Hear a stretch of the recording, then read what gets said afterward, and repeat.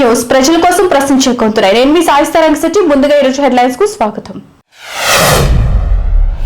సంక్రాంతి పండుగ సందర్భంగా ఏపీకి క్యూ కట్టిన భాగ్యనగర వాసులు. హైదరాబాద్ విజయవాడ జాతీయ రహదారి పైన భారీగా ట్రాఫిక్ జామ్. టోల్ గేట్ల వద్ద 2 గంటల సమయం.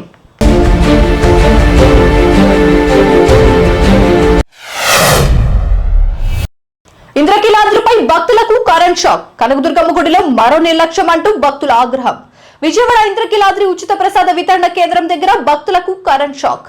భక్తులకు కరెంట్ షాక్ కొట్టడంతో ప్రసాదం పంపిణీ నిలిపివేసిన అధికారులు. మెయిన్ ఆపి ప్రసాదం పంపిణీ చేస్తున్న ఆలయ అధికారులు.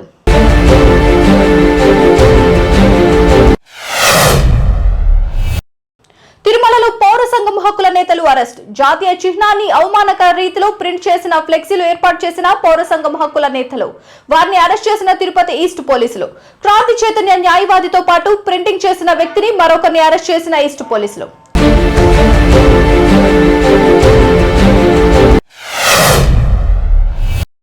మౌలానా ఆజాద్ నేషనల్ ఉర్దూ యూనివర్సిటీ విద్యార్థులకు మద్దతుగా ఉస్మానియా యూనివర్సిటీ విద్యార్థులు. మౌలానా ఆజాద్ నేషనల్ ఉర్దూ యూనివర్సిటీకి చెందిన 50 ఎకరాల భూములను కాంగ్రెస్ ప్రభుత్వం అక్రమంగా తీసుకోవాలని చూస్తుందని ఓయూ ఆర్ట్స్ కాలేజ్ ఆవరణలో నిరసనగా దిగిన విద్యార్థులు.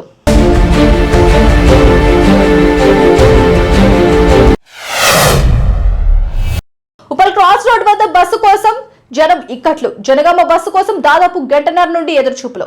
టికెట్ ధర 50 రూపాయలు పెంచిందని, కనీసం సమయానికి బస్సులు లేవంటూ మండిపాటు.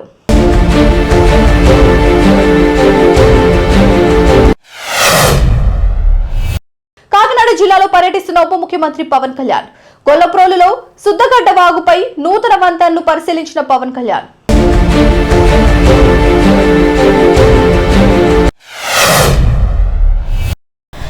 మండలిలో పూర్తిగా అదుపులోకి వచ్చిన మంటలు. 6 రోజులుగా వెల్ క్యాంపింగ్ చేసిన ఓఎన్జీసీ అధికారులు. అగ్నిమాపక సిబ్బంది దీంతో అదుపులోకి వచ్చిన మంటలు.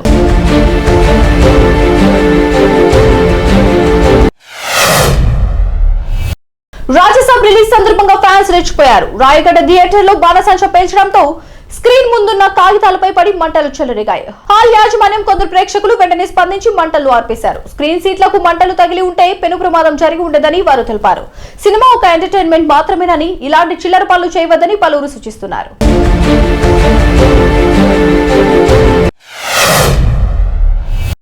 సూరత్ విమానాశ్రయంలో బాలీవుడ్ మెగాస్టార్ అమితాబ్ బచ్చన్ కు ప్రమాదం తప్పింది. బిగ్ బి ని చూసేందుకు భారీ సంఖ్యలో అభిమానులు తరలి రావడంతో తీవ్ర తోపులాట జరిగి గందరగోళం నెలకొంది.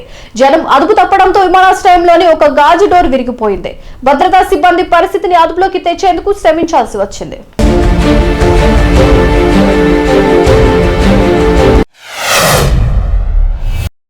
జనవరి 12న జరగనున్న PSLV-C 62 ప్రయోగానికి ముందు ఇస్రో చైర్మన్ నారాయణ్ తిరుమల ఆలయంలో ప్రత్యేక పూజలు చేశారు. చూసారు కదా, ఇవి ఇవాళ అప్డేట్స్. మరిన్ని అప్డేట్స్ కోసం చూస్తూనే ఉండండి వివిడి న్యూస్. ప్రజల కోసం ప్రశ్నించే కొంతురాయి.